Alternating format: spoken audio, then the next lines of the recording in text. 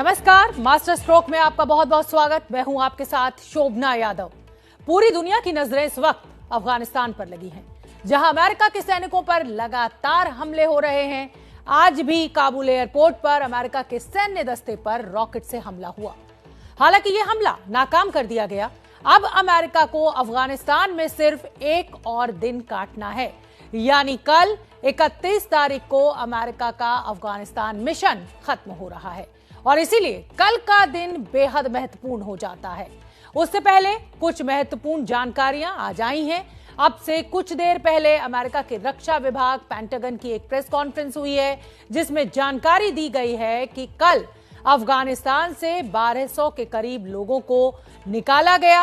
पिछले 24 घंटे में काबुल एयरपोर्ट से 28 फ्लाइट्स निकली हैं। अभी तक कुल 1,22,000 से ज्यादा लोगों को निकाला जा चुका है, जिनमें से 5,400 अमेरिकी भी शामिल हैं। यानी अमेरिका के ड्रोन हमले में कुछ आम लोगों के मारे जाने की बात भी पेंटागन ने कबूल की है।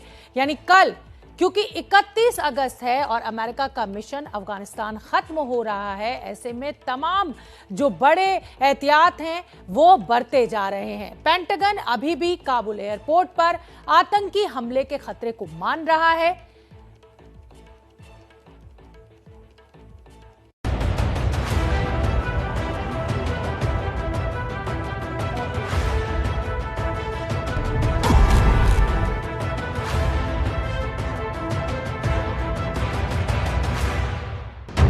काबुल के हामिद करजई इंटरनेशनल एयरपोर्ट पर आज सुबह कुछ ऐसी ही थी। धुआं धुआं, चारों तरफ सिर्फ काला धुआं। एयरपोर्ट पर अमेरिका का रेस्क्यू मिशन अपने आखिरी दौर में है और उससे ठीक पहले रॉकेट से यह हमला हुआ। अमेरिका को इस हमले का अंदेशा था, इसलिए तुरंत ही आतंकवादियों का यह रॉकेट हमला नाकाम कर दिया गया। सोमवार सुबह काबुल एयरपोर्ट की तरफ 5 रॉकेट दागे गए, जिन्हें अमेरिका के सी-रैम मिसाइल डिफेंस सिस्टम ने नष्ट कर दिया। अभी तक यह पता नहीं चला है कि रॉकेट किसने दागे। इस हमले में किसी के भी हताहत होने की सूचना नहीं है। यह उस कार की तस्वीरें बताई जा रही हैं जिससे यह रॉकेट एयरपोर्ट पर दागे गए थे। कार पूरी तरह से जलकर खाक हो चुकी है। अमेरिका ने दावा किया है कि इसी कार से रॉकेट दागे गए, जिसे उसने बाद में नष्ट कर दिया। इस कार में रॉकेट लॉन्चर लगा हुआ भी साफ साफ दिख रहा है। अफगान मीडिया के मुताबिक इस कार के पीछे से ही 5 रॉकेट्स को काबुल एयरपोर्ट की तरफ लॉन्च किया गया था। रॉकेट दागने के बाद काबुल एयरपोर्ट पर चारों तरफ धुआं धुआं दिख रहा है और उसी धुएं के बीच विमान उड़ान भी भर रहे थे। इस रॉकेट हमले की जानकारी भी अमेरिका के पास पहले से थी। अमेरिकन मीडिया लगातार काबुल एयरपोर्ट पर एक और हमले की खबर दे रहा था, ठीक वैसे ही जैसे कि 26 अगस्त के फिदाइन हमले की खबर दी जा रही थी। उस दिन तो अमेरिका हमले को नाकाम नहीं कर पाया, लेकिन आज अमेरिका का एंटी मिसाइल डिफेंस सिस्टम तैयार था, इसलिए जो रॉकेट दागे गए उन्हें नष्ट कर दिया था। लेकिन आज के इन ताजा हमलों के बाद सबसे बड़ा सवाल यह है कि कल अमेरिका के अफगानिस्तान छोड़ने की डेडलाइन का क्या होगा। क्या 31 अगस्त तक अमेरिका अफगानिस्तान से निकल पाएगा? ये सवाल इसलिए भी उठ रहे हैं क्योंकि तालिबान ने यह साफ कर दिया है कि 31 अगस्त के बाद वो अमेरिका को ऐसे हमलों के जवाब भी नहीं देने देगा। असल में अमेरिका ने यह दावा किया है कि उसने काबुल एयरपोर्ट पर सुसाइड बॉम्ब से हमला प्लान करने वाले को एक ड्रोन स्ट्राइक में मार गिराया है, जिसके बाद पाकिस्तान के एक टीवी चैनल को तालिबान के प्रवक्ता ने इंटरव्यू दिया और उसी इंटरव्यू में तालिबान के प्रवक्ता सुहेल शाहीन ने यह साफ किया कि वो 31 के बाद अमेरिका को ऐसे हमले नहीं करने देंगे। जब ये हमला हुआ तो 2 दिन पहले अमेरिकी सदर जो बाइडेन ने कहा कि हम इसका बदला लेंगे, अपने वक्त के मुताबिक हम हमला करेंगे। और अब अमेरिका ये दावा कर रहा है कि नंगाहार में जो उन्होंने हमला किया है, ड्रोन स्ट्राइक की है, उसमें इस्लामिक स्टेट का वो प्लानर मारा गया है जिसने ये हमला प्लान किया था और उसमें वो मारा गया है। तो क्या आप इसकी मुजम्मत करते हैं कि अफगानिस्तान की सरजमीन पे ड्रोन अटैक हुआ, या आप इसकी हिमायत करेंगे कि जिस शख्स ने इस तरह का हमला प्लान किया वो इस हमले में मारा गया?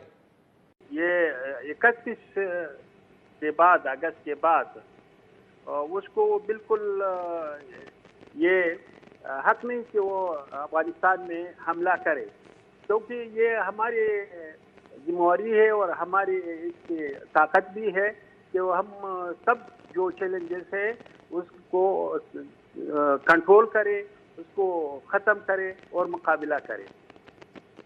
जो अब उन्होंने जो हमला किया इसके बारे में मेरे पास डिटेल्स नहीं है। जब डिटेल्स आ जाए तो इंशाल्लाह मैं इस बारे में भी कमेंट करूंगा। अफगानिस्तान के मौजूदा हालात को देखते हुए अमेरिका ये कतई नहीं चाहेगा कि उसके विड्रॉल मिशन में ज़रा भी देरी हो। वो 31 अगस्त के बाद अफगानिस्तान में बिल्कुल नहीं रुकना चाहता। इसकी एक बड़ी वजह हाल में हुए आतंकी हमले भी हैं, क्योंकि उसने अपने 13 सैनिक पहले ही काबुल में इस वापसी के मिशन के दौरान गंवा दिए हैं। वहीं आज सुबह भी अफगानिस्तान के काबुल एयरपोर्ट पर रॉकेट से हमले किए गए। ये अमेरिका के डेलावेयर के डोवर एयरफोर्स बेस की तस्वीरें हैं, जहां 26 अगस्त को काबुल में मारे गए अमेरिकी सैनिकों के शव लाए गए। उन्हें श्रद्धांजलि देने के लिए अमेरिका के राष्ट्रपति जो बाइडेन भी अपनी पत्नी के साथ एयरफोर्स बेस पर मौजूद थे। सैनिकों के शवों वाले ताबूत एक कार्गो विमान में यहां लाए गए और फिर उन्हें अलग अलग ट्रांसपोर्ट वाहनों में रखा गया।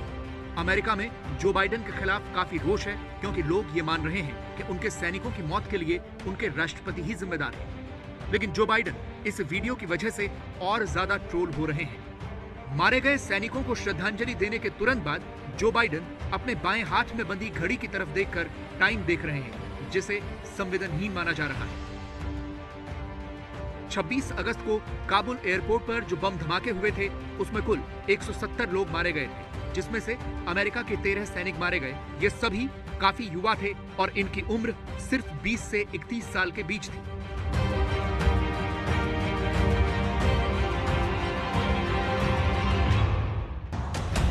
ऐसे हालात में 31 अगस्त के बाद अगर अफगानिस्तान में फंसे अमेरिकियों को तालिबान नहीं निकलने देगा तो फिर अमेरिका क्या करेगा?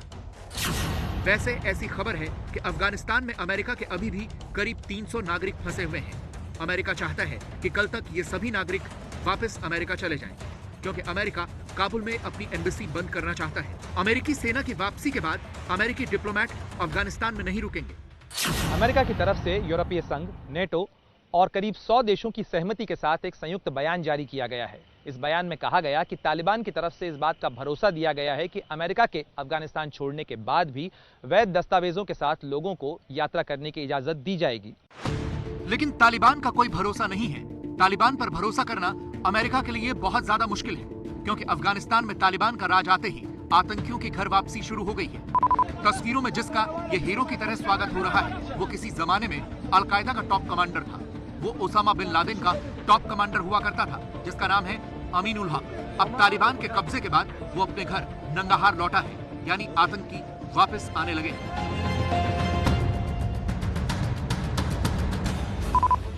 तालिबान राज में अफगानिस्तान में कैसे शासन होगा, इसकी एक झलक इन तस्वीरों में देखिए। ये एक टीवी न्यूज चैनल का स्टूडियो है, जिसमें टीवी एंकर को कई सारे तालिबानी लड़ाके अपनी बंदूकों के साथ घेरे हुए हैं, क्योंकि उनका एक नेता स्टूडियो में इंटरव्यू देने के लिए आया हुआ है।